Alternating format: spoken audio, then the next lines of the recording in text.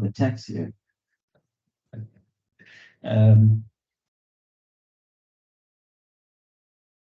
Edo, is everyone online ready to go? Yes, we can go for it. Okay, super. All right.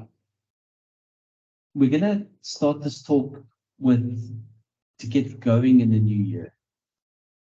Get our wheels turning. I don't know if you guys remember our talk at the end of last year, winding down the year. So this is gonna get us going now. Some of the stuff we're gonna retouch on again, and we're gonna move forward. So let's get into this. We're preparing for the new year and setting goals. Obviously, quite crucial having a goal, having a plan, knowing where you want to go, what you want to do with your company. Definitely crucial steps to take. I'm sure a lot of people have done like actual New Year's resolutions. So think of your goal as a New Year's resolution for your company that you're going to give yourself a go as to what's happening.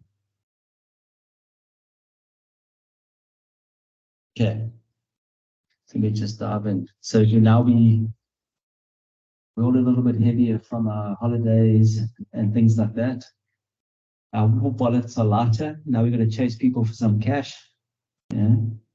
January's, I don't know why, every month has 30 days except January. There's like 7,000 days in January. That's crazy. That's absolutely crazy. But it is stuff we can fix.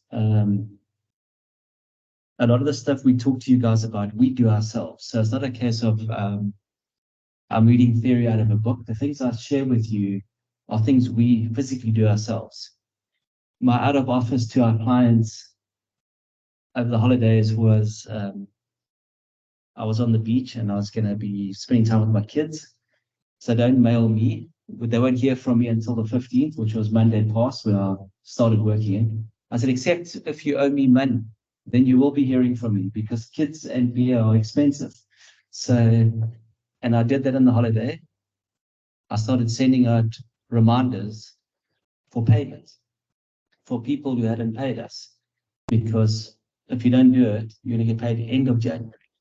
And that's already a big problem. So the things we share is we make a list of the customers. And before I officially started work on Monday, I went and I phoned every single person that owed us money. But luckily, it's not a long list for us. Most of our clients pay in advance. So, and that's important. So make a list of your clients and phone them, physically phone them, and ask them, when can I expect the money? Because a lot of times what you're going to find is people owe you money. They're holding on until they've got the exact amount of money. So if it's 5,000 Rand, they're going to wait until they've got 5,000 Rand and then pay you. Meanwhile, when you phone them, you can say, no. Give me 1,000 Rand. What can you give me now, today? And they might say, I've got 1,000 Rand. Okay, well, pay me the 1,000 Rand. And then next week, another 1,000, or maybe next month, 1,000. And then at least you've got something. Because 1,000 Rand now is a hell of a lot better than 5,000 Rand maybe. You see, so your cash flow will improve. So physically call them and ask them for a date. So it's quite crucial, because I can ignore your text. Trust me. If there's no personal interaction. And the nice advantage about calling is you can hear if they're talking shit to you. You can hear when they're telling you a story. So it's always good to call. Obviously, the other good thing about calling is you can find out from them if there's a problem with the work you have done, why they're holding up the payment. Maybe it's a protest. They're not paying you because you didn't finish the job, or you done half a job, or the quality isn't what you said, and then you can fix it. Okay, then also starting the new year, look at all the work. What work did you not finish end of last year? And then always hangover stuff, maybe material didn't arrive on time, your product got stuck at the harbor, they haven't cleared customs, There's always something. Maybe you were ill. You weren't well. So there's always some work left over at the end of the year. So make a list of those and then get onto that stuff first. Get it out the way, get it moving. Because if you start chasing the new work, then that's never going to get done. Those customers won't pay you and stuff like that. So just get into, and it's always handy having a list of the work so you know what's on your, priority list. And then we touched on this at the end of last year. The best leads, because now you're starting the year, everyone's sort of half back, half not back. We've had it now, KG and us, we're discussing it this week. People are still half on holiday. This week's still a bit slow. And I'm 2 weeks, like everyone went back on the 8th. I only went back on the 15th. And it's still slow. So everyone's still easing their way into work.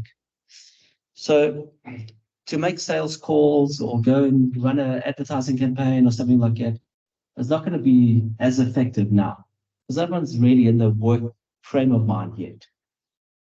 But with that said, we always find the best leads now at the start is in your sent items in your mail. Because throughout last year, people were contacting you. People were phoning you, mailing you, asking for quotes, making inquiries about what you do. So that person or persons they already know you. Go through that, make a list, and those are the people who you contact. And you go and say, hey, you inquired last year, what's changed? Has your budget improved? Why didn't you accept my quote? Maybe they said, I don't have enough money, or you didn't seem very experienced, or something. Your price was too high. And then you've got something at least to reference with. Okay, what price works for you? Materials have changed, or maybe I've got my bonus now, so I can pay you. So thanks for calling. Because it's always easier to talk to somebody who already knows who you are. All your marketing you did last year, you use it now in January because you've already done those inquiries. So follow up with those leads because you've already done the quotes, and that's going to keep you going till the end of January. And I guarantee you, there's no way you don't get work out of that. There's no way that you don't get work out of that. Okay. But then also, and it's going to come into your planning, which we'll touch on, but I want to raise it now. When looking at your existing clients, what made them sign with you? What made them sort of choose your service? And then when you're going through the client list of people you quoted, what if they do accept your new quote or they do want to engage again? What's made them change? What is the thing that made them want to work with you? Because that could be where you plan your marketing in this year. Now you can be a bit more focused as opposed to like shotgun where you can just hit the wall anywhere. You want to be a sniper rifle now and go, hold on a minute. My clients are all coming from this sector.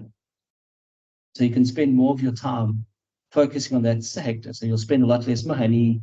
There's more time with the people who do spend and things like that. Because a lot of times we're actually confused about who our clients are. We don't take the time to understand it. I'll touch on something with the client I've worked on just the other day, which I'll share with you. And then obviously your admin. Make a list of all the deadlines you're going to have throughout the year. There's your company deadlines, so obviously all your RP6s, your pay as you earn if you've got staff, your VAT, your annual financial statements, when does your BE cert expire, your letter of good standing, is it still in good standing, does it expire? When are these things? We do have a list of the general items.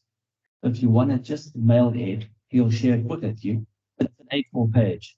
Trust me, the list is not long. It fits on one A4 page. So that's not thousands of pages and stuff. So make a list of that. Put it on the calendar so it reminds you batch is due, pay as you earn is due. And maybe you want to add other things. When you discuss bonuses for staff or salary increases, put that into your admin. And then at least your house is now tidy. Now you're ready to do your year. The people owe you money, you phoned, You got an idea of when they're going to pay you, the work that was left over end of last year. You've got a schedule of what you're going to do, what material you need, and again, what payment you will receive from it. You've gone through your old sent items. You now got a targeted sort of client sales sort of pipeline, and you've looked at what then within that sales pipeline, which clients pay you the most money, and then not most money in terms of rand cash, but most money in terms of margin. So I'd rather sell to thousands of clients at 500 rand and I'm making 300 rand profit than selling to thousands of clients for 1,000 rand and I'm only making 100 rand profit. So see what that is and focus on the 300 rand profit clients, the higher margin. Okay, and that'll come from looking at your sales and looking at your quotes that you've done. So then you can focus on those clients. And then obviously get your admin in order. So all your administrative items, you've got a list of them, you know when they're due, because that's going to impact your cash flow. And it's going to sort of help you plan when you've got time to do your job of running your actual company. Because then you know you can sort of schedule around, these days I'm busy because I'm doing admin, these days I'm doing sales, and so on and so forth. So just build yourself a little workflow. And we do these. We've got workflows that we use. We do a workflow meeting once a week. This is what we're targeting the week. These are our goals of the week. This is what we're doing. Katie knows. We did one yesterday. All right, we have touched on this before. Fundamental. Find somebody who you can talk to about your business. And it doesn't necessarily have to be, as I touched on last year, an actual person. Like you don't have to go find me and talk to me and ask. There's a lot of good podcasts nowadays, YouTube channels, where they break down a lot of, goal setting, motivation stuff to get yourself targeted and things like that. So go listen to those sort of channels, the people on their podcast. And it's more about finding somebody who you can sort of feel comfortable with, and you can hear what they're saying and they speak to you and they're like, hold on, this guy makes sense or this lady makes sense. And obviously there's different things. I mean, you don't want to find an 18-year-old kid who's just left high school because he wrote a matric last year and now he's trying to tell you how to run your business. Like he's got no experience.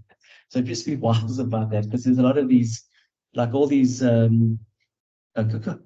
consulting firms and Deloitte and stuff. These kids come out of varsity with an MBA and then I want to advise a company owner how to run a company, and they've never owned a company or run a company. But they've been to varsity, they've got all the answers, but no experience. So just choose wisely. And as I said, it doesn't have to be a physical person. There are a lot of good podcasts, and a lot of them are interactive, so you can chat with them and like things like a chat GTP, a lot of these type of things. Bless you. Okay, goals. Goals are important. And it's all good and say, I want to make 1 million, 10 million, I want 5 stores, whatever the thing is. Define that goal, whatever it is, but then really break it down into small little steps. Like really break it down. Like you always hear the jokes about, oh, it's New Year, we're going to go to gym, we're going to lose some weight because we got fat over Christmas. And everyone signs up for gym, and after the second week, no one goes to gym because their muscles hurt now. Because they tried to do Arnold Schwarzenegger in week 1, and now they're all sore, and they're like, oh, I can't walk. And then they quit gym. It's not because gym was a problem. They try to do far too many things. So go and just walk on the treadmill for the first week. Get excited about going to gym. I like gym. So then goals are the same thing. So you can have the big dream of landing a rocket on Mars, which is like Elon Musk does. But it's been 16 years and a rocket hasn't landed anywhere, even on the moon yet. But he's got all these little steps. So break it down into little steps that you can, because it keeps you motivated. So you know you can achieve them. Okay, great. And then you move on to the next thing. So that's quite key. I would highly recommend that doesn't matter how big the goal is. If you can break it down to manageable steps, you will achieve it. Okay, so this is just what we like breaking down your goals.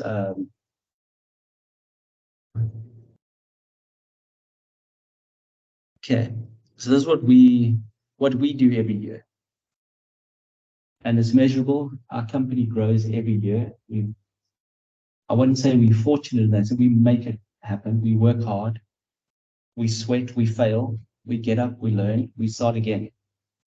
You know, and that's what happens. So the things we do, this is the stuff we do.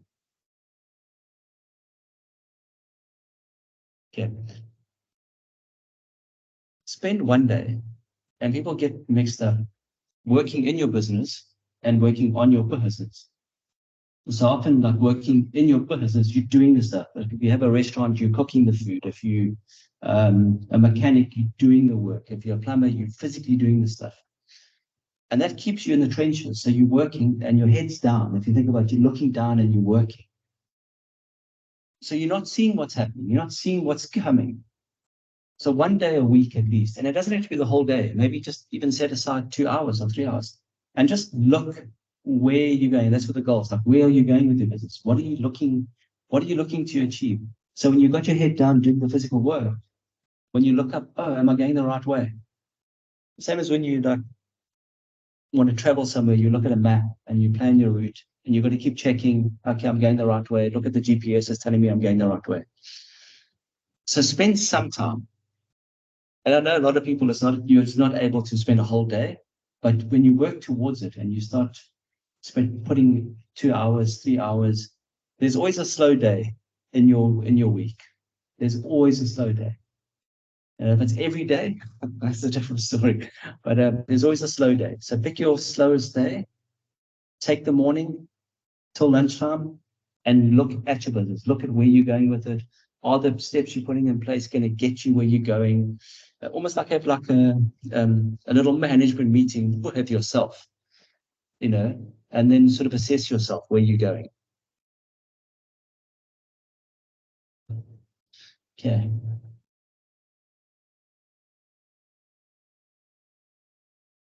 Document things. The most successful types of businesses are franchises in the world. The most successful businesses are franchises. It's almost like a recipe for success. Because the first owner, the person who started it, went through this process. They've worked out all the kinks, they've worked out all the stuff, and it might not be 100% perfect because you're going to tweak it as you go along. But they documented every step. When you work, the store will look like this. The processes will look like that. The number of staff will be X. You buy from here, so quality looks like Y. So you document all these things. And then what happens when they sell the next store, the next person, they've got a recipe that they just follow. Do this and you will be successful. Don't do it, you won't be successful. So document your things. And start with the processes that you do the most often. So like in our case, we do a lot of things, but when you start out as a small business owner, like accounting firm, you're doing books. And what do you want to do with your books? You need to bring on your clients. So you document the process of bringing on your clients. How do you onboard your clients? So once you get that right, now when you've got staff and a new client comes and you are doing work because you at a client, one of your staff can just take the procedure and onboard the client. They're just going to follow the steps. Step one, say hello, this is what we do, what are you looking for, and sign them up. So just document those processes. Do the things you do the most often, because that's what your staff are going to do. The stuff you do most often. So go with those processes, okay? Spend time with your accountant. It doesn't have to be specifically like heavy detail stuff, but spend time with your accountant or your accounts essentially and understand them. We spoke previously in our talks and they're online. So these talks that we're recording, they can be like your accountant. We've discussed a lot of these things in previous talks where look at your gross profit margin, look at your operational expenditure, things like that. So understand those numbers. Are you got the right margin? What are you trying to do with your business? That's what you need to be knowing. Okay. And it doesn't have to be, if you're sitting with an accountant and they're trying to sell you, no, but I can go to SARS. That's not the conversation you should be having. SARS is not a problem if you aren't making a profit. You only pay tax if you're making a profit. So SARS is the last step of the actual accounting process. But the most important thing is, are you making enough money? Is your gross profit margin enough to actually cover your operating expenses, including paying you a salary? You guys remember that, pay yourself a salary. Because if you don't put it in your operating expenses, you're never going to have enough money to pay yourself, ever, because you haven't accounted for it. So that's what you sit with. You do that part. Okay. Any questions before I go into the goal steps and stuff like that? Anyone on the stuff we've spoken about? A lot of us we touched on the end of last year. We do repeat them for a reason, because sometimes we forget or we don't think it's important. So we repeat them because these things are the most crucial things to be doing. So anything on that? Questions, the stuff we've spoken about so far? Anything online? I'm getting so good at this.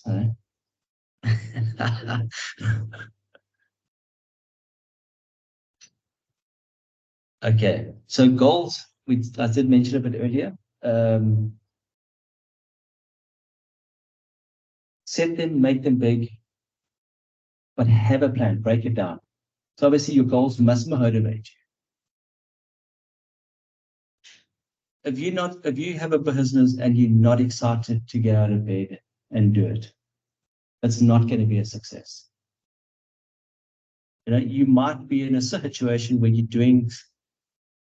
you have a small business and it's not what you enjoy doing. So maybe you want to be farming, but there's not enough money to be like starting the chicken farm. But maybe what you are doing is you're selling fat cook at the taxi rank. But now your goal would be, what do I need to get to the chicken farm?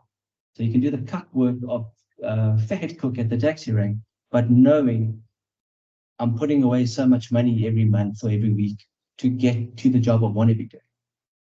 So that's fine. But if you're in the job that you're doing and you hate it, you're never going to be successful. I don't care who you are, unless you hire staff to do it. But invariably, you won't be able to, because you're not making enough money. So set goals and motivate you. Okay. There's a SMART goals thing which we'll run through. Write your goals down. And don't do a whole laundry list. Trust me. Pick 2 or 3 items in a month that you want to achieve. Like, I want to sign 1 client a week. That's fine. Yeah, something simple. If you're doing it daily, then it's going to be a case of, okay, well, I'm ahead of my goal. So if I can do 1 a week and you do that for 3 months, that's your goal. The next 3 months, you decide, hold on, I'm actually nailing it. Let me do 3 a week. So it must be, but write it down. If you write down 20 things, you're going to do none of it. I promise you're going to do absolutely none of it. So pick 3 things. That's what you do in the month. Those are the things you're highlighting, and go for it. You can have a laundry list of 100 things that you need to achieve in your overall goal, but pick the 3 at the start, then the next 3, then the next 3.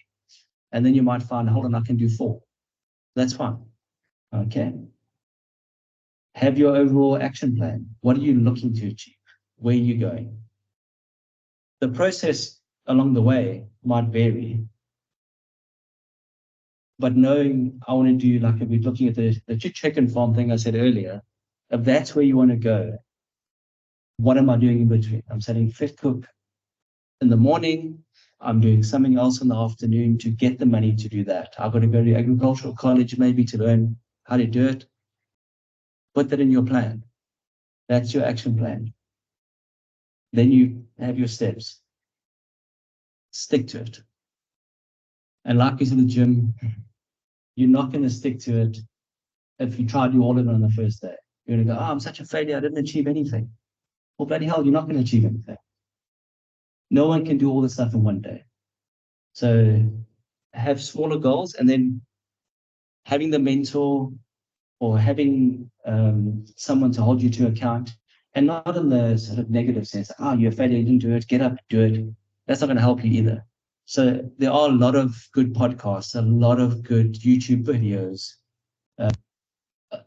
people like that can motivate you and drive you to go, I failed, so what? Get up tomorrow, start again. Okay, so if you're not going to be motivated, you're not going to do it. So these are the things with goals. It must be specific. Okay? You must know, if I'm going to go for a road, I'm never going to get somewhere. I know I want to go to Cape Town. That's the route I'm going to take. So specific. Where are you going? What are you actually going to achieve? Okay? Measurable means, can I measure my progress? Can I actually measure my progress that I'm making? Because if you can't measure it, you can't say, I've moved forward a centimeter. You don't know if you're going to achieve your goal or not. Is it attainable? And I think a lot of people, the attainability comes in, like the example, I want to land a rocket on Mars. Not me, Elon Musk, he wants to land a rocket on Mars. 19 years ago. There's no rocket on the moon even yet from him. Has he stopped? It's been 16 years. But what has he learned in the interim? Those small goals, they were measurable. What is the measure? I got a rocket off the Earth's surface. Then you got rockets to land, which no one had ever done. They come back and they land. Now you can measure progress. Is Mars attainable? Yes. But what's the next step? The step is get off the Earth, get into space, get to the moon, then you go to Mars. So he's broken them down into sort of bite-sized pieces. Is it relevant? So your goal must be relevant to your company. So if you're doing something, you're not going to chasing a goal that's not relevant to move your company forward. Okay. So it's got to be lined up with, and it could be for you. You might have to do something. Personal improvement. Like we're going to go study again this year. Not that we have to, but we want to. It's relevant for us, for our industry, for helping our clients. And timely. Your goal must fit where you are in your company. So it's on that sort of hamster wheel that you're running. The goal must be on that cycle. Like I can't be now planning a goal that is only going to be relevant in 2 years' time. I must be planning the steps for now that I need to do now so that in 2 years' time I can achieve that goal. So the goal must be within what you're doing now. Okay, it must be timely. So part of what you're doing, where your actual company is, where you are, where you're growing. Okay. So we call that SMART goals. Yeah, there's just some quotes about the start of the year. Questions so far on goal setting and stuff like that?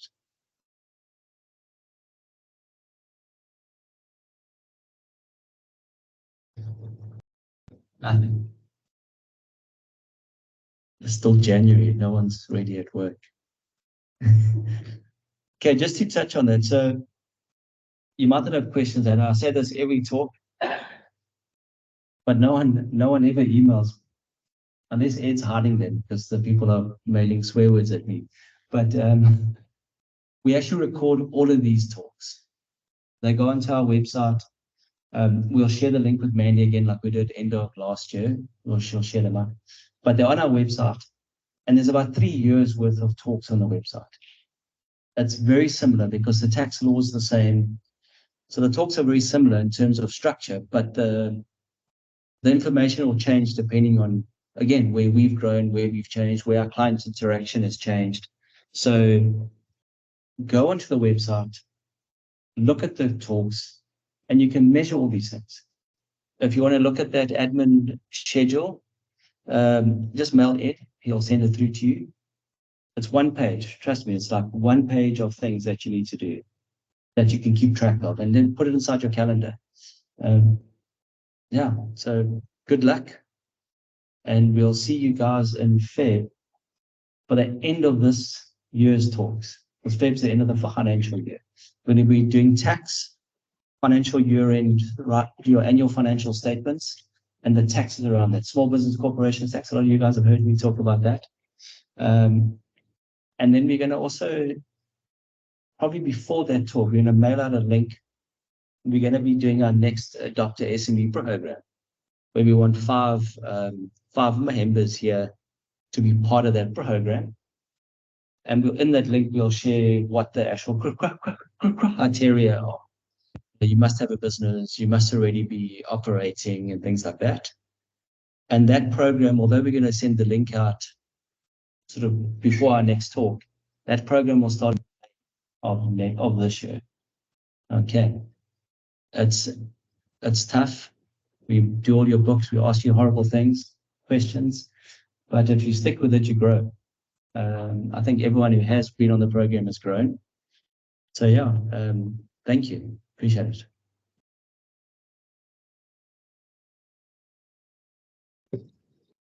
Okay, Ed, thanks.